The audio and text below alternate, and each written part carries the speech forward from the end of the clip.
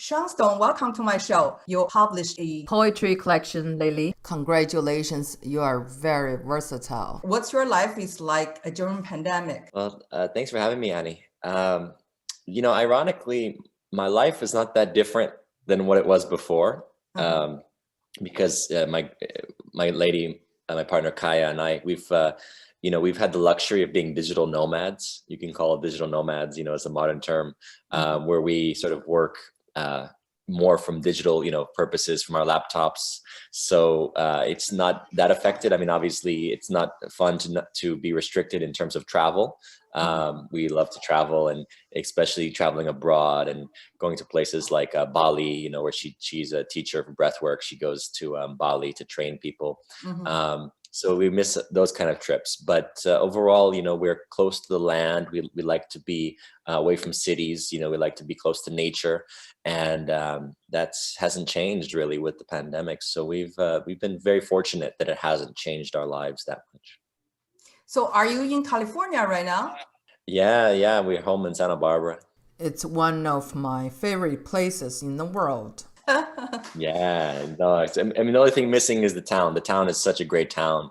It's not the same, with the, it's not that it's locked down, but, it's just not the same when you have to wear a mask in stores and, the theaters or movie theaters are closed. That's not the same, but the beach and the mountains are still the same. Yes. I love everything outdoor in California. When I moved to Houston, I thought, I could retire. So I sold my home in California. Now I realize that the nature is quite different. Here it's like more frontier. And over there, it's just you go out, you are in the park immediately. Well, I know Texas. I love Texas. I have family there, and I'm very proud of Texas for, initiating this challenge to the other states in the election. I must say, Texas making me proud. But I got family in San Antonio, and Austin's a great town. My girlfriend, I said, Kaya, she's from Houston actually originally. Oh, really? So we got roots in Texas. Oh, you have family in Texas. I can't believe it. Oh, yeah. It's from your father's family or? Nope, my mother's side. Oh, I see. My second question is from a mother's point of view. Now I'm a mother for 3 beautiful children, and they like acting and they want to be actors. And actors, when they grow up, they're also interested in directing. You started acting when you were very young. Do you think it's a good experience for kids to be in that world that early? Some kids, they become stars at a very young age. Then they end up having some psychological problems later on. Well, they have, there's big problems of abuse that can happen to kids. We know in Hollywood, there's a predatory system. Some kids have been, molested or psychologically abused. I think that, I was very lucky, fortunate. I didn't become like a star. I was just, in my dad's movies. It's very different when you're on a protected set, with your parents protecting you, then it's, it's a safe environment. If you're just, out there making movies like Corey Feldman and Corey Haim, some of these bigger stars without your parents. And, then you can end up with all kinds of bad influences. So I would say it's all about, keeping a relationship with your kids, being there for them. If they're going to be acting as kids in movies, I think the parent, at least one parent should always be around and with them to be a guardian and to make sure that they're not being influenced or hurt. And, other than that, it's a great experience, just it's fun. People think people are very starstruck in the wrong way. Acting is just acting, it's a wonderful ability. Some people have practiced at it and are more gifted. But ultimately we don't have to treat it in such a way as though they're gods. If you're going out there and you're a young kid and you want to perform, right? You can perform in a theater, in a little school's theater show. You can, perform in a whatever, like in front of your parents. There's many ways for kids to perform and express themselves, and it's just one form of expression. So I don't think there's anything wrong with it. I also just don't think it should be glorified so much as we do in our society. I think it's a misunderstanding. Just this desire for people to be creative. We all have that instinct, and some people are just better at their things. They work harder at it. It's still, if they're going to be famous when they're young, it doesn't mean that they're famous when they're older, right? There's many cases. Macaulay Culkin is very famous when he was a kid. He doesn't act in movies anymore. So, it's life. You got to be where you are in your life. If the journey takes you through acting in movies when you're young, and then you stop acting or you do other things, that's beautiful. There's no set road, right? You have to follow your passion and your destiny. Still, human beings are human beings. Stardom is such a strange experience. When you get all the attentions and admiration from other people, you can live in a very glamorous life. And how does that affect people psychologically? I think sometimes it can be destructive. People lose their inner peace and forget who they are. Oh, of course. I mean, that's a poison. What you're saying is exactly, it's poison. You see, people are poisoned by their own ego and their own vanity, because it's not to say that it's not your fault that, when you have attention, you can believe it, right? And you'd be like, wow, I'm really gifted. And then you create your own inner narrative of having to achieve that. What lengths will you go to? And then you get depressed when you don't achieve the same results, right? So you may have success one year and the next year you may not, and you start to get depressed. So many people in Hollywood are addicted to all kinds of, drugs or alcohol, because it's like poison. And so you have to get out of the ego. And how do you do that? Well, as you know, there's many spiritual paths in life to take. From me, my perspective is I can only offer, I never felt like I was a success in Hollywood, but I felt that I grew up with a wealthy family and a background that could be toxic, right? That could be spoiled. And Yes. So I was very lucky to experience, to travel the world, to see the contrast of lives, to see what poverty really looks like, and to then, have more of a spiritual orientation, to realize that all is passing. What is here today, just because you have wealth today doesn't mean it's going to be here tomorrow. And there's no better message. Nothing is better than the pandemic this year to remind people everything you thought was safe and secure, whether it was your job, your business, your wealth, your health, all these things can be gone like that. It's interesting when you talk about that you come from a wealthy family, so it makes me more interested, because when I first moved to the United States, I find that so many Chinese people want to become doctors and engineers. And in my world, when I was in China, everybody was creative, was a poet or writer or journalist or film people. I was raised in a very intellectual, cultural background. When I came here, everybody wanted to change. So I realized it's like, to become really creative in film or in writing, you have to have a lot of social resources and connections. Is that true? Connections, of course. But it doesn't mean that, where do the connections come from? It can be, most people, I think, in the film business made the connections through like going to college or becoming an intern and then working their way up and knowing, becoming friends with the right people, being at the right place at the right time. The actor that's, got the right agent or got the right manager. I mean, a lot of these things are just connections, but it doesn't mean that because you come from a family, that's the only way to break in. You don't know where the connection is going to come from. It could come from a party, it could come from an event, it could come from a friend of a friend. So you don't know. I mean, of course, life is connection, right? We are human, right? We're all based in connection. Do we like somebody? Do we connect with them? Do we want to be friends with them? Do we want to share time with them? But I think the problem is that many people are driven by the wrong things when it comes to connection, right? That's exactly the point of the Harvey Weinstein story. People like Harvey, had so much power that people were, money and influence, that people were scared to challenge him, to say no, to they want to be his friend, even if no one likes him, but he's got power and influence, so they want to be his friend. It's like, this is the problem with our world, is that we focus on the wrong things. The connection should be based in the human. Do you like this person or not? Not, well, will this person help me? And in Los Angeles, there's way too much of that psychology of, what can you do for me? Can you help me? Can you get me a job? Can you further my career?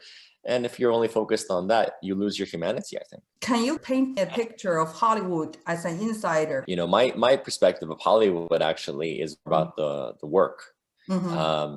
Because, growing up, I was on film sets, so I actually saw what Hollywood to me was about. It's about the people that are working, 10, 12 hours a day. Yes. That are not, that you never heard of. It's the person, it's the people that are doing the what do you call it? They're doing the technical side, the electrical side, the, you know, the grips, the sound designers, the, you know, the costume designers, everyone that's behind the scenes, that's, you know, hundreds, if not thousands of people going to work on a movie. That was what I saw. You know, I saw Hollywood as, you know, fantasy. When people think of Hollywood as like red carpets and parties, it's like, Yes. that's just the ego. That's massaging the ego. But the work is what interested me, as far as like the amount of people and commitment involved, everyone involved in making a movie, and their energy and their you know, how do you say, their sweat and their love, you know, for their work. That's what always impressed me. Even for the actors, you know, most actors are not really, you know, yeah, they have their own mind, but most actors are more interested in playing somebody else. You know, they're more interested in getting into the skin and playing with emotions and, you know, working. So you graduated from Princeton University. So can you talk about your life in Princeton? Princeton was a challenge because I found it lonely in many ways. You know, I've always, I guess, getting to Princeton was interesting because I felt very driven by intellectual pursuits. I was very much a reader, and I love to read. I love to study. History was my major at Princeton, but I studied a lot of different cultures, different eras. But my focus for my thesis work was in American history, and I wrote a book called The New World Order. Oh. And this is my book. Actually, this is based on my thesis work at Princeton. But yeah, no, I mean, I found Princeton very isolating. Not isolating, but just sort of, I felt lonely there because I felt, you know, I was more outside of the box in terms of my thinking, and I was questioning. I was opposed to the Iraq War when I was there, and it was not necessarily, you know, it was kind of mixed. I think probably most people were apolitical, or they didn't express it, but I was more vocal in my opposition to the war. And I just felt that there was not much diversity. You know, there was a little bit of Asian culture, not much Black, even less Latino. And I kind of thrived on, you know, because of my, as I said, I traveled as a kid, and I got, you know, to experience different cultures, and I was more interested by different cultures. I wasn't so interested by like the typical sort of, you know, white background, good education, overachievers that were the majority of the population when I was there. So I was mostly hanging out with the kids from different backgrounds, different cultures. I missed that, you know, that diversity. I missed that when I was at Princeton. I see. So Princeton sounds very traditional. I'm surprised. It's so different from my college experience at Berkeley. The culture was so diverse over there and so fun, you know.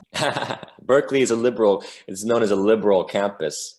They're probably the most, they were, at least in the old days, liberal in the good sense. Now liberal is, you know, I don't know if I'm necessarily so much with that ideology, but historically Berkeley was, you know, a hub for the anti-activism from the days of Vietnam, right?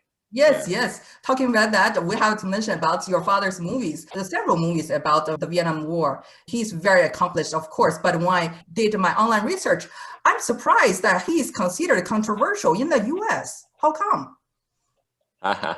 Well, because he made a movie called JFK. Yeah, that made him a conspiracy theorist, you know, for the media. They said he was a conspiracy theorist. And then after that, he got even more controversial in the 2000s because he started interviewing people like Fidel Castro and Hugo Chavez and even Putin most recently. And because he did those interviews and documentaries, you know, he made documentaries just interviewing, not like going into like the full history of these people, but just his conversations with them. That made him very controversial from the media. Wow. You can't have a conversation with Putin. Well, not when the media is screaming that Putin rigged the election in 2016 and made Trump the president. You know, when the media made everyone think that Russia was behind Trump's victory, of course Putin was public enemy number one. So when I was in college, I studied journalism. There was this very famous Italian female journalist who interviewed some dictators, and everybody was admiring her for her courage to talk to these people. You know, now it becomes a bad thing. I don't understand. Well, Annie, why is it that when Trump made the sort of, you know, inroads with Kim Jong-un in North Korea, why is that such a bad thing? The liberals are screaming that this is a bad thing. I thought that was a good thing that, you know, they had conversations and he went to talk to him. I thought that was amazing. And why did the liberals? It's terrible. Don't you think that's strange? You know, your father is very much admired in Asia, and he's very famous in Asia. And I don't know if it has anything to do with his sensibility. I told you when I watched the cinema photography of his movie, Alexander the Great, I felt like it could have been the Chinese movie. It's so majestic and grand. It's so familiar, you know? Well, sure. I mean, of course, I grew up watching it and admiring it. And actually, I shot the behind the scenes for Alexander. I did the documentaries about the making of the film. I was on the film. I was on the set, you know, with him throughout the shoot. And I did a documentary called Fight Against Time, which is sort of an hour and a half, like a feature-length documentary about his vision and how a director works, his process, his relationship, why he cared about Alexander's story. So I thought that was a very beautiful documentary. People can watch it on YouTube, actually. Okay, I'll check it out. Your father is a Buddhist and you are a Muslim, but your family background is Judeo-Christianity. Tell me more about it. I consider myself more a Jewish, Christian, Muslim than anything, because if you understand, they're called people of the book for a reason. The Mohammedan tradition is actually the prophecy and the lineage of Jewish prophets. So it's really just one. There's called, you know, one God of the Bible. You know, the Old Testament, New Testament is the same God of the Quran. So I've always said that I consider myself someone of faith when it comes to one Creator. I see. So your father is a Buddhist. So does he really practice Buddhism, or it's more like a meditation? I would say, you know, he meditates. He meditates daily, and yeah, I mean, I would say that our spirituality. He has a spiritual practice, and I have mine, and you know, our spirituality may differ in that I think I'm more a believer in a creator, you know, in a God, a creator, and other than that, you know, we both have our different ways, our spiritual practices. So do you have interfaith dialogues with your father? No, I mean, there's no reason to, you know, he's not someone that I feel like I need to have an interfaith dialogue with, because, you know, he has his opinion. He's more I think he's more materialist. You know, I would say he doesn't believe in you know, he may believe in reincarnation, but I don't think he necessarily believes in God. As, you know, a God of the Bible, let's say, a creator God. But his wife is a Christian, so, you know, they can have their own interfaith dialogue as far as I'm concerned. That's not my business. Yes, she's a Korean Christian, actually. Oh, I see. In China, many second-generation film actors and directors get into the same field. I think it's the same in the US. So please tell me the pros and cons of being Oliver Stone's son. Well, I don't necessarily feel like I'm in the same business. You know, first of all, the business has changed so much. Yes. That it's not the same Hollywood that, you know, my father thrived in the 80s and 90s in a Hollywood was much more story driven. That was, you know, that had much more independence of, let's say, filmmaking. Now I think you get a little bit more the streaming culture, television culture, right? Hollywood is more television than big films. So it's a different Hollywood. And also, you know, I followed my path, which is just, you know, it's unique to me. So at one level, I think, you know, having my father as a mentor for me as a writer and a storyteller was wonderful. But, you know, it's very difficult to compare because, you know, I'm doing work hosting shows like Buzzsaw on YouTube and Gaia, watching the Hawks on RT. I've done, you know, my books, with, you know, including New World Order. I've written, I think, 3 books. So, you know, I do different work. I think, you know, I'm more interested in being across different platforms, because that's the nature of where we are. We're in a virtual culture, right? Digital culture. Yes.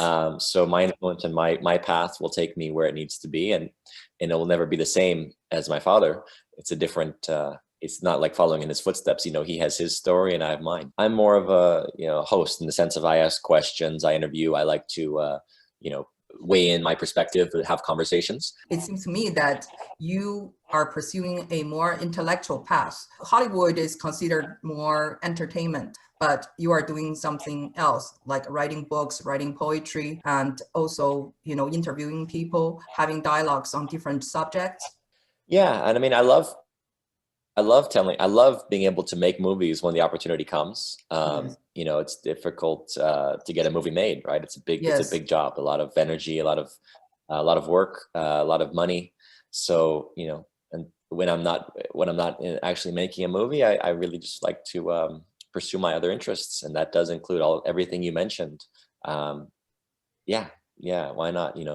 Life is too rich to just only focus on getting a movie made. But what about being an actor? Your father is very proud of your looks. Well, acting is more than just looks. It's it's its own industry, it's its own business, and again, I have not had the success as an actor that makes it easy to get cast. So I think my interest is really more behind the scenes storytelling, writing, yeah, working on the next project. Do you want to be an actor? I enjoy acting, but I don't feel like that's necessarily like my only calling. Actors, again, as a class, as a professional class, that's their commitment, that's their life work. And most actors are the ones you've never heard of. Most actors are the names that you don't know. Most actors are the ones that are working their butts off, and they're just happy to get somewhere on screen. And most of the time they're just auditioning and rehearsing, and there's millions of them. It's a very difficult job to become known as an actor. It's like one in a million, right? So I think, for me, it's like, I enjoy it. If the opportunity comes, if it's the right role, I love to act. I'm in a film called Night Walk that comes out next year from Lionsgate. And I guess it's on Amazon next year.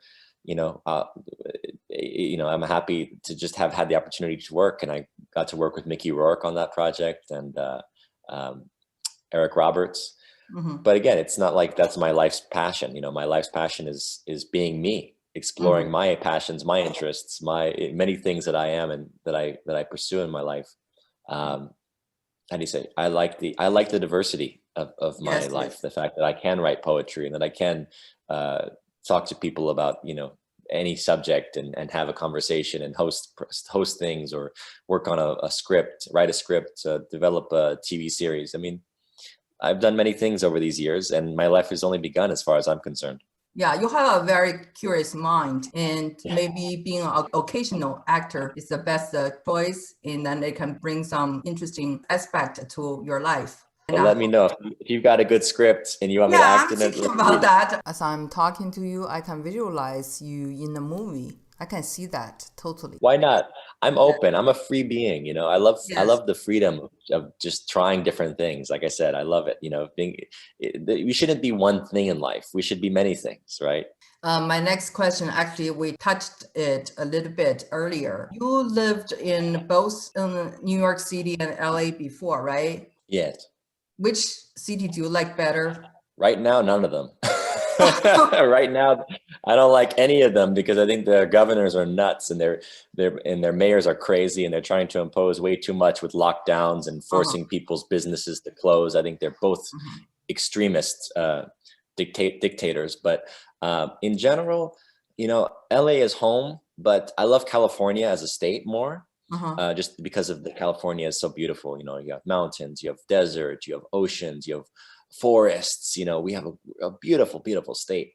But New York City is the heartbeat of the world in a way. I mean, it's no city in the world like New York. And I love Paris, I love London, I love Shanghai, I love Hong Kong. I love many cities. I've been many cities, and I love them all. But New York has an energy that's so unique.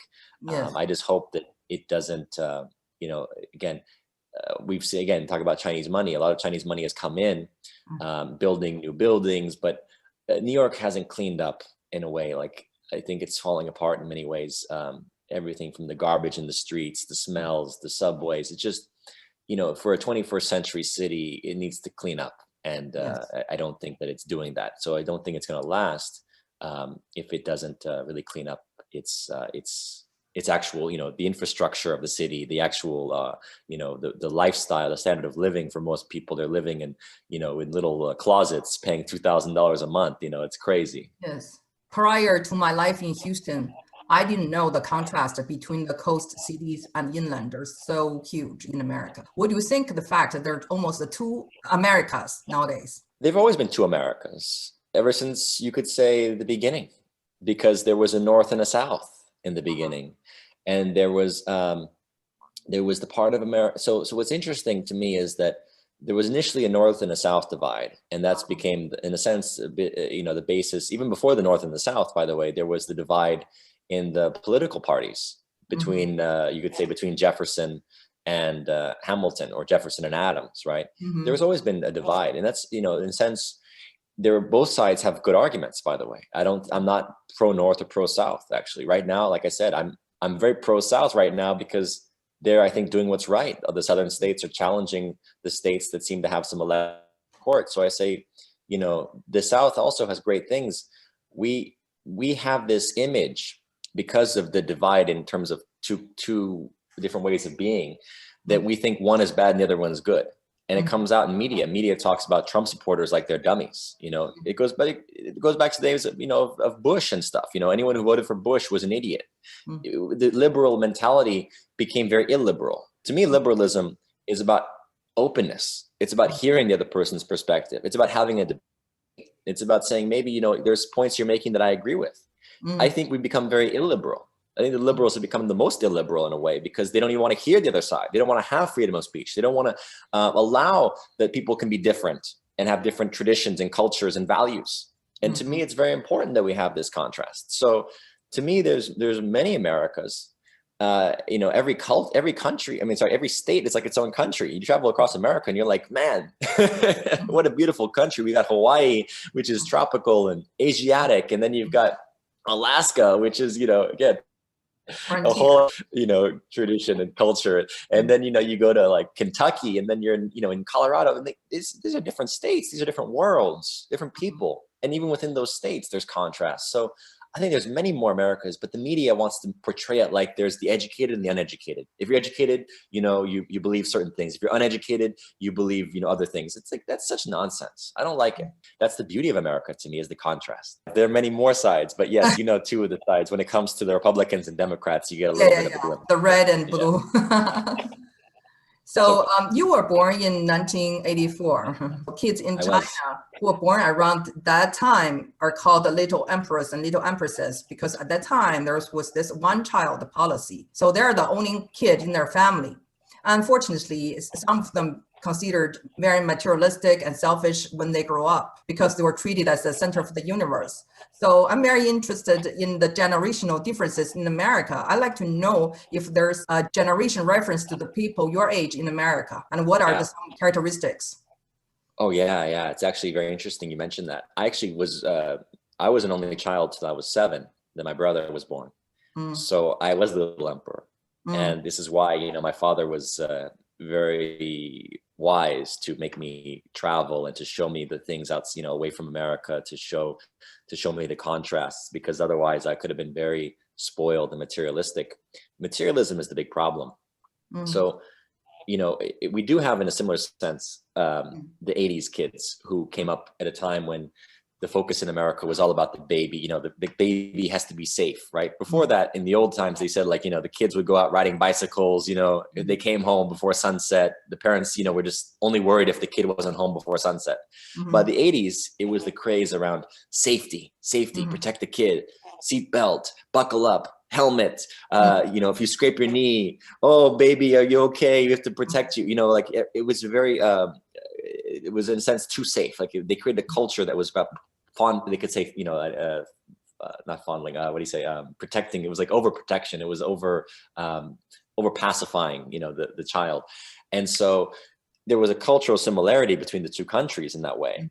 But to me, the big difference is that when I go to China, my only issue is that there's a materialism that has grown up there, because perhaps the people, the peasants and others that were lived in such poverty, started to see the comforts and the success of wealth and the advent of better standards of living, and they became too materialistic. I think spirituality is the way to combat that. The way to combat the little emperor, is to be more spiritual, to become, in the Chinese tradition, become more Taoist, right, or Buddhist, or to remember what is that thousands of years of Confucian culture, how are we here? We're here by spirit. You know, we're here by the grace of the chi, right? We have to be in touch. Spirituality is the only way to combat this psychology of I am the emperor. You know, it's all about, you know, my material success and well-being. It's like we all want to have material well-being, but life does not begin when we're born. It doesn't end when we die. Tell me your father's role in your upbringing. Well, his role, you know, he was very busy. He Oh. did 10 films in 10 years, the time that I was born, 84 until 95. He made everything from El Salvador to Nixon. So, you know, imagine he was really, really busy. And I got into it a little bit in my documentary I mentioned earlier, Fight Against Time. I think you'd appreciate it because it gets into some of the relationship that he and I had and that we didn't have when I was a kid. It was very polarizing, you could say. I was hot, cold, you know, he was either present or he was distant. And most of the time he was distant. So after I was 10, he became a little bit more involved when he wasn't working as much. After that, you know, he slowed down a little bit. So we had more time to get to be together, to travel together. As I mentioned, you know, traveling, we went to places like India and Tibet and Nepal and Vietnam and Cambodia and China, all, you know, all these cultures, different, you know, East African cultures we had to experience. So that was a very powerful for me to see, to open my eyes, and, you know, see the world. As I said, see the contrast. So I would say, you know, it was a tough, you know, it was tough having a father that was so driven, you know, by success. Many people have that. You know, their father or their mother can be very busy with their career and absent from them, emotionally absent and physically absent from them. So I would say that was, for me, an aspect of our relationship. Is he very dominating from his looks? He seems to be a very serious person. Yes. Yes, I would say serious is a good word for him. Very serious. Sometimes too much so, you know. His sense of humor is like Natural Born Killers, you know. Remember the movie? Yes. No, he's funny. He's a very funny person, but serious, intense, yes. You know, I think you know, for him, it may be aspects of his cultural upbringing. You know, his father was very tough, you know, cynical guy, Jewish ancestry, but New Yorker, you know, stockbroker type, very focused on material things, you know, money and making a living. And, you know, he did well for himself. And his mother was more of a French bon vivant, but she was also a sort of a Marie Antoinette type of character, his mother. You know, she always had a court around her. And so, you know, I think for him, it was, you know, he had parents. Everyone is a product of their environment, right, in their childhood, and then how much work they do on themselves to hopefully improve themselves beyond what they're given. Would you say you are very close to him? Yeah, I would say we're still close. So how often do you see each other? You know, I'm lucky that I live in California, so I don't live far from my parents. Some people don't see their parents except once a year, right, for holidays, which is, you know, some people don't see their parents for years because they're in different states and they don't travel. Yes. In my case, you know, I live close enough that we can visit every few weeks or so. But yeah, you know, when I was living in LA, we would see each other all the time. That's wonderful. I thought sometimes when the father has a very big ego and is very serious and dominate, and the kids can have some type of alienation. Yes, they can. In fact, I've seen it many times. Many kids who are products of that end up with all kinds of insecurity issues, speech impediments, you name it. But it's a journey. It's a process. You know, we have to overcome our upbringing, right? We have to like work on finding our own confidence, our own sense of self. And, you know, it's a journey because when you're young, you don't have confidence. I mean, when you're young, when you're really a baby, you have confidence because no one has told you no. But as people tell you no, you get rejected, you get pushed around, bullied, right? You lose it. You start to feel like, well, I'm not worth anything. Who am I? What am I worth? So it's everyone's fight, ultimately. I don't think it's a bad thing to have, you know, a parent who can be a challenge for you, dictatorial or whatnot, tyrannical, you could say, or overbearing. It's actually a great opportunity for you to find your strength. Oh, I see. Would you say your father sometimes can be overbearing or no? Oh, sure. Yeah, well, I understand him. And he's got a new book that people should read if they're interested about him, called Chasing the Light. Chasing the Light is his autobiography. And it's, Oh. it gives great insight into who he is. What are the projects that you have been working on now, and what are the things you like to accomplish in the future? I have a new poetry book called The Ephemeral Shades of Time that just published. Is very beautiful poetry. And there's an accompanying album, spoken word album with music called Alien Spirit. That's going to be coming out very soon on iTunes and Spotify and all that. Mm. And Alien Spirit is with Michel Huigen, a beautiful musician, and he composed it. So I think if people are interested in the poetry or in the album, they'll appreciate the music in Alien Spirit, it's called. Have you done any promotion on these things? No, I mean, I do interviews. I do little interviews here and there. I get myself out there. But major press releases, no, I haven't. I honestly just trust that,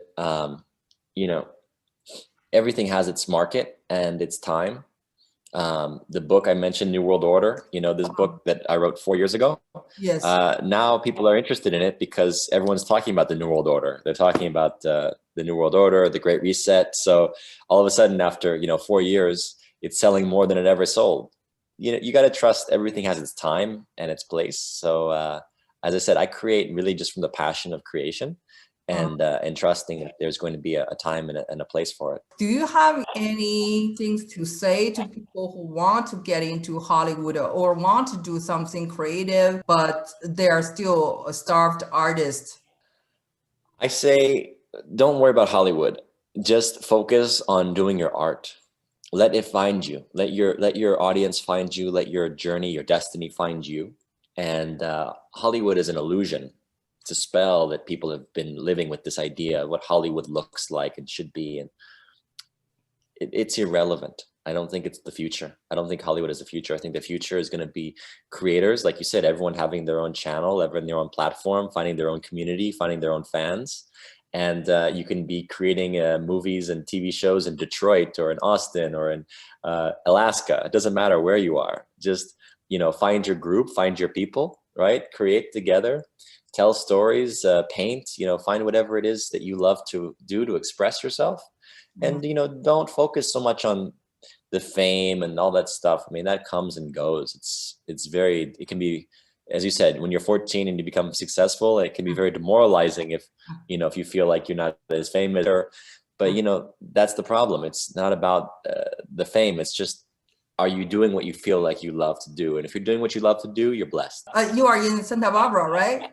And then you should be surrounded by parties, and you don't really think party is a big deal. But let me tell you, I know a guy who is an economist, very famous, very respected. But he maybe would tell me 10 times how Leonardo DiCaprio and Arnold Schwarzenegger crashed into his party. It's such a big deal to his life, a very successful economist. So yeah. And my question is, what have they ever done for him? What has it done for him? Wow. Who is he? So the funny thing is, someone like that, right? Oh, I saw so-and-so, I saw Leo, I saw Arnold. And it's like, and does anyone know who you are or care who you are? If you die tomorrow, will anyone care? Or is it just going to be like, no, they only care about Leo and Arnold? The point is, who are you? That's what matters in this world. Am I the star of my movie? I'm the star of my movie. You're the star of your movie. If we can honor our own star and really say, what matters is what I do when I'm here and what I have to bring to other people. Can I help other people? Can I help inform them, enlighten them, inspire them, bring them something in their life? Then you're a star. Be the star of your movie. Be there to support and help and bring more to this planet and give to this planet. Otherwise, what's the point? Oh yeah, Leo crashed into my car. And who are you? Do you have anything to say? If you die tomorrow, does anyone care? So what do you care? You can go around telling people the rest of your life how you met Leo. So what? So what has Leo done for you?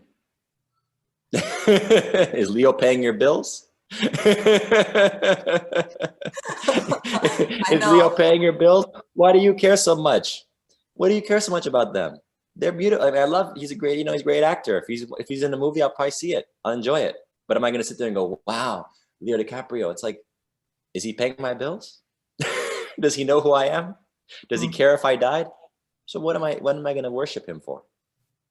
But there are so many people want to be invited, want to crash into the right parties to get to know the right people. And some friends told me they want to move to Hollywood or West Hollywood just for that. This desire to be an insider, to be in. What do you think? Because they're so empty. Because they're so empty in themselves. What is it to be inside? Inside what? To be like to what? To be the best pimp? You want to be the best pimp in town? What do you want to do? I mean, seriously, like, what are you so empty in yourself that you need to be at the party to feel like you're worthy? So you never had that feeling, or you outgrow that? I never had the starstruck thing because I grew up around celebrity. I knew Tom Cruise when I was 4 years old. I was, played with Michael Douglas, as his son in a movie, and Kevin Costner and Val Kilmer. And I mean, they're just people. So I'm not like starstruck, some of them were really nice. I really liked them as people. They were nice to me, but I don't know them. I can't say like, oh, it's my friend. So what do I care? But as far as parties, yeah, I mean, I was a party animal in my 20s. I probably went to clubs almost every night when I was in New York City, in my 20s, but for a couple of years, not all my 20s, but like probably 2-3 years, I was in clubs like, almost every night. But it's like, so then what? You're just empty. If you live your whole life in the dark, you're a vampire. You don't have anything going on in your reality beyond getting drunk and seeking out sex or some kind of attention. I mean, it's like, what does it fill you with? It doesn't leave you with anything. It just leaves you wanting more. You don't sound like 35. You sound like 65. You are so mature. It's like, I've been there. I've done that. In China, we say no desire. Once you don't have desire, nobody can beat you. The ancient wisdom. Yeah. That's why I wrote a book called Desiderata, the things wanted or desired. It's a poetry. It's a fairy tale, though. It's a poetic fairy tale. And exactly, it's about all the different shades of desire that we as humans experience. And how do you overcome it? Well, desire is a part of life. I don't think you can ever fully conquer it unless you're like a Buddha, but you can at least work with it. You can work with your desires so that you're not driven by them. You're not a slave to them. If you're a slave to your desire, then you're a slave. It doesn't matter if you're, you think you're a human, but if you're a slave to your desire, you're a slave. So you have to become the master of your desire in the sense of, okay, I have desires, I have wants, but does it rule me, or do I choose? I also think maybe there's a cultural difference. Because in China, if you are second generation, if you are so-and-so's son, everywhere you go, it's green light. Some people approach you or want to get to know you. People care so much about your background. It's less important in this culture. Yeah, I remember Chinese culture, there's a bit more of a sense of honor, and there's a respect for family and tradition, which I think is very powerful, to give honor to, to like, if a man, if you like a man, if a man is considered honorable or noble, right? It's like you give respect to the son or to the daughter, right? Until they prove otherwise. If the son is a jerk, then, of course you don't treat him well. But in America, it's about capitalism. Don't forget, it's about money. So it doesn't really matter who your father is. If you're not making money, they don't care. They just want to see if you're making, they just want to know if you're making money for them. That's what it's about in America. I see. But do they think like, the Chinese, if your father is Oliver Stone, maybe you can bring us more resources and we can make use of you? No, because the film industry doesn't care. When you sell a movie, they're not selling your father's name. Film business is all about, at this point, it's about making money. So if you don't have a record of making money, if you don't have a name that people recognize for, let's say selling to the world, if I sell it to Romania and Eastern Europe and France and Turkey and all these places, and they don't know your name, they don't care. They're not going to pay money for it unless it's a good film. How do you get money to make the movie? It's a process, right? How do you get the money to make the movie? Well, you write a good script and you go from there. Doesn't mean it's going to be easy, even with a good script. Most people don't read scripts. Anyway, it's a whole deal. I don't want to get into the whole politics of movie making, but there's a lot of politics.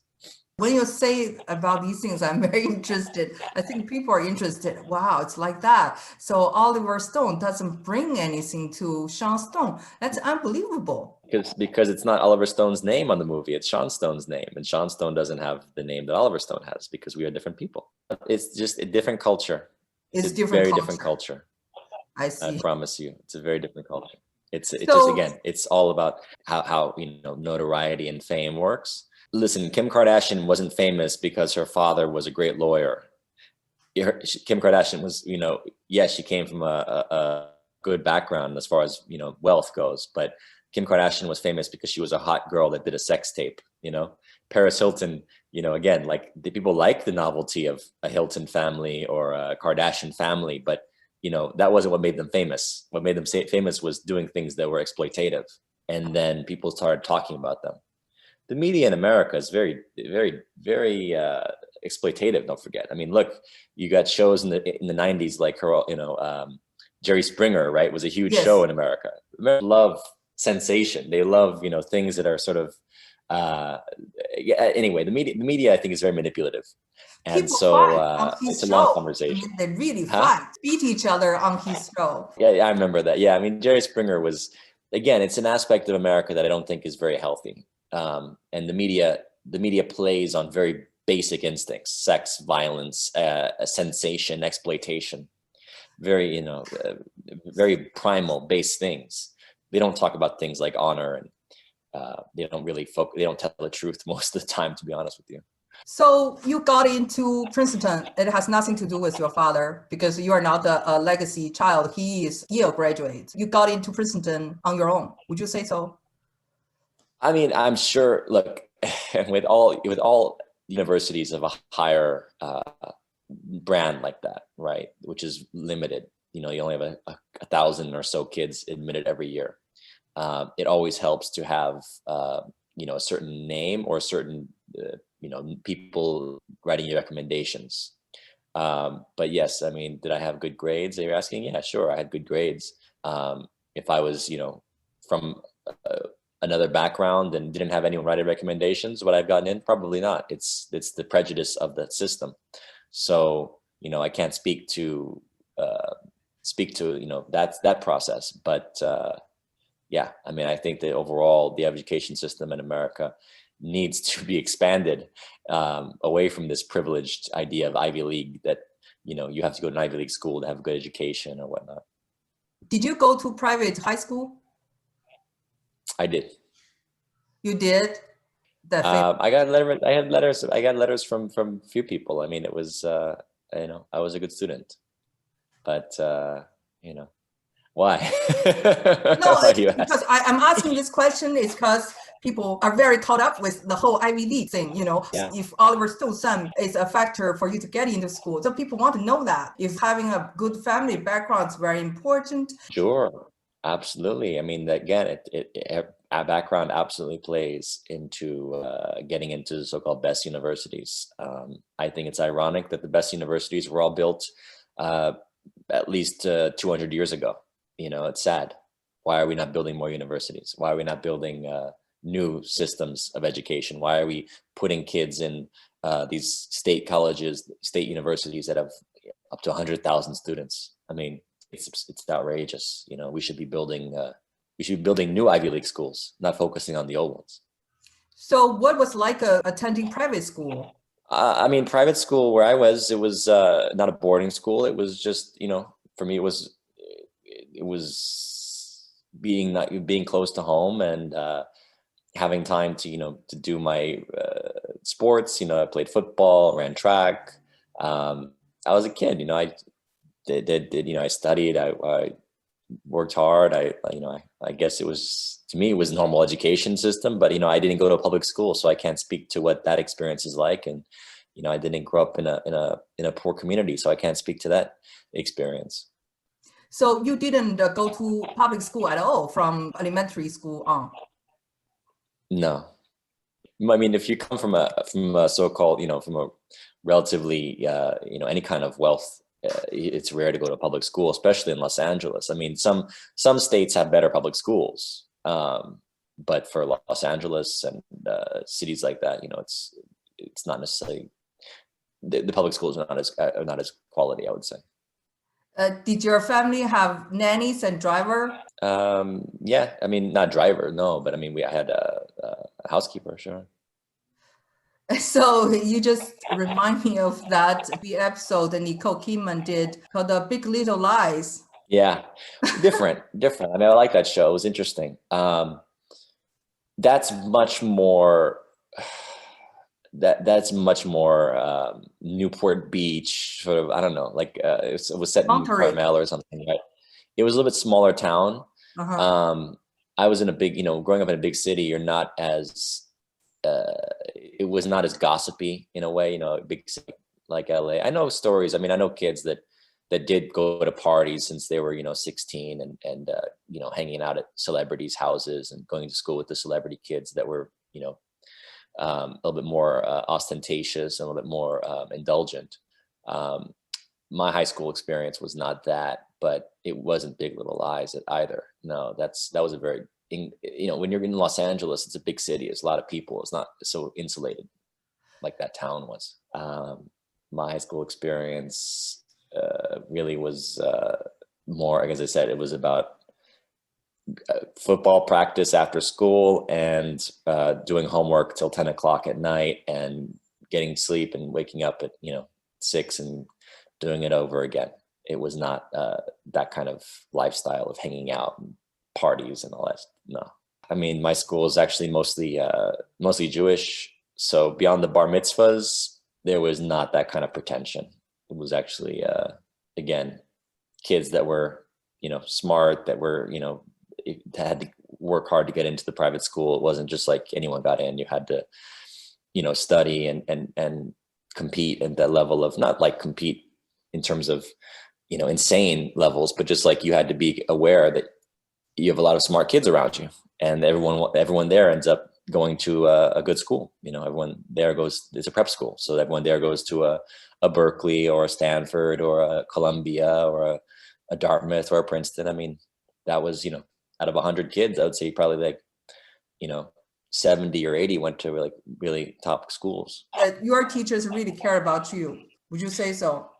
Our teachers, all through my life, I would say I had good teachers. I really can't say that I had a bad one that I couldn't stand. Yeah, no, I really respected all of them. Many Chinese kids that are sent to study in private schools or boarding schools from very early age. So that's why I asked you about private school, for the sake of the parents. Thank you so much for talking with me, and it has been a great pleasure. Absolutely. No, I'm glad to give some insights, and hopefully you got what you needed. Yes, and I'm looking forward to reading your poetry collection. Yeah, I'd love that. Bye-bye, Sean. Thanks, Annie. Bye-bye. Bye-bye.